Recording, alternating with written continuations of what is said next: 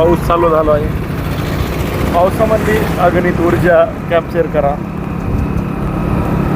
हा बिंदुसागर नदीचा पूल आहे. बीडमधलं मध्यवर्ती ठिकाण, बार्शी रोडला जाणारा पूल सगळ्या बाजूने बघू शकता. हे सोमेश्वर मंदिर, जे जे पवित्र धार्मिक ठिकाण आहे त्या ठिकाणी जा. तिथून तुम्ही ऊर्जा घ्या.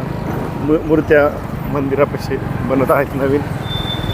आणि पावसामध्ये एक फेरफटका मारला पाहिजे.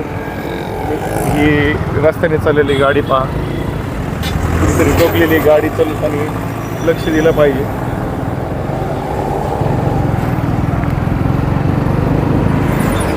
चालत राहा, थांबू नका, परत चाला. आभाळाकडे बघा, निरभ्र शांत प्रशांत